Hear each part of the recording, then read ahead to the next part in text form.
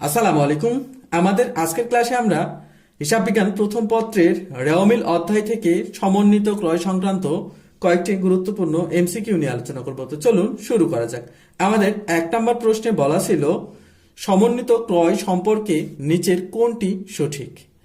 আমরা সমন্বিত ক্রয় নির্ণয়ের জন্য আমরা নিচের কোন সূত্রটি ব্যবহার করব সেটি আমাদের বের করতে বলা আছে।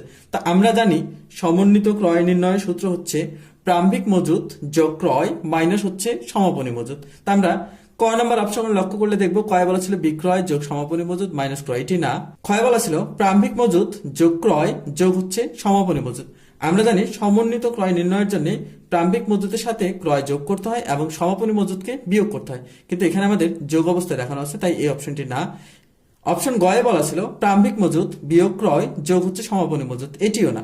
আমাদের অপশন ঘয়ে বলা ছিল প্রারম্ভিক মজুত যোগ ক্রয় মাইনাস হচ্ছে সমাপনী মজুত। আমরা জানি সমন্বিত ক্রয় নির্ণয়ের সূত্রটি হচ্ছে প্রারম্ভিক মজুতের সাথে ক্রয় যোগ করে সমাপনী মজুত বিয়োগ করতে হয়। তাহলে 1 নম্বর প্রশ্নে আমাদের অপশন ঘ হচ্ছে সঠিক উত্তর। সমন্বিত ক্রয়ের সূত্রটি হচ্ছে প্রারম্ভিক মজুতের সাথে আমরা ক্রয়কে যোগ করব এবং সমাপনী মজুতের যে মান দেওয়া থাকবে সেটিকে আমরা বিয়োগ করব, তাহলে আমরা সমন্বিত ক্রয়ের পরিমাণ খুঁজে পাবো। এবার আমাদের 2 নম্বর প্রশ্নে বলা ছিল প্রারম্ভিক মজুত 22,000 টাকা, ক্রয়ের পরিমাণ 1,35,000 টাকা, বিক্রয়ের পরিমাণ 3,76,000 টাকা, সমাপনী মজুত 37,000 টাকা হলে সমন্বিত ক্রয় কত টাকা। এখানে আমাদের 4টি তথ্য দেওয়া আছে। এই তথ্যের আলোকে এই প্রশ্নে সমন্বিত ক্রয়ের পরিমাণ কত হবে সেটি নির্ণয় করতে বলছে। তা আমরা জানি সমন্বিত ক্রয় নির্ণয় সূত্র প্রারম্ভিক মজুতের সাথে ক্রয়কে যোগ করতে হয়। তাহলে আমাদের প্রারম্ভিক মজুত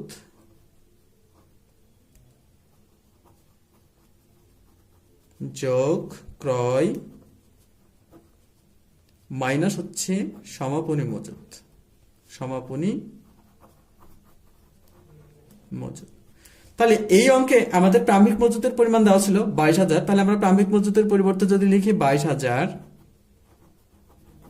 এরপর প্রারম্ভিক মজুতের সাথে আমরা ক্রয়কে যোগ করছিলাম, তাহলে আমাদের এই অঙ্কে ক্রয়ের পরিমাণ দেওয়া ছিল 1,35,000। তাহলে 22,000-এর সাথে আমরা 1,35,000-কে যোগ করব। এরপরে বলা ছিল বিয়োগ সমাপনী মজুত। আমাদের এই অঙ্কে সমাপনী মজুতের পরিমাণ দেওয়া ছিল 37,000 টাকা। তাহলে এখান থেকে সমাপনী মজুত 37,000 যদি আমরা বিয়োগ করে দেই, তাহলে 22,000-এর সাথে যদি 1,35,000-কে আমরা যোগ করি, তাহলে আমরা খুঁজে পাচ্ছি 1,57,000। 1,57,000 বিয়োগ হচ্ছে 37,000। 1,57,000 থেকে এই 37,000 যদি আমরা বিয়োগ করে দেই, তাহলে আমরা খুঁজে পাচ্ছি 1,20,000। তাহলে আমাদের সমন্বিত ক্রয়ের পরিমাণ হচ্ছে 1,20,000। এবার আমরা অপশনের দিকে লক্ষ্য করলে দেখবো কয় বলা ছিল আমাদের 1,20,000। তাহলে এই অঙ্কের সমন্বিত ক্রয় পরিমাণ যেহেতু আমরা 1,20,000 খুঁজে পেয়েছিলাম, তাহলে এই অঙ্কের উত্তরটি হবে আমাদের ক।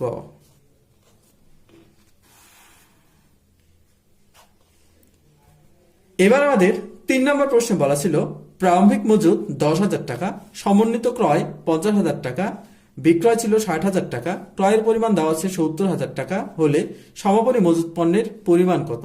আমাদের এখানে প্রারম্ভিক মজুতের মান দেওয়া ছিল, সমন্বিত ক্রয়ের মান দেওয়া ছিল, বিক্রয়ের মান দেওয়া আছে, ক্রয়ের মান দেওয়া আছে।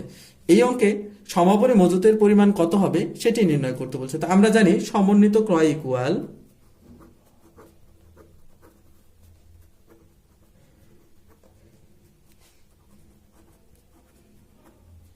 প্রারম্ভিক মজুত যোগ ক্রয় মাইনাস হচ্ছে সমাপনী।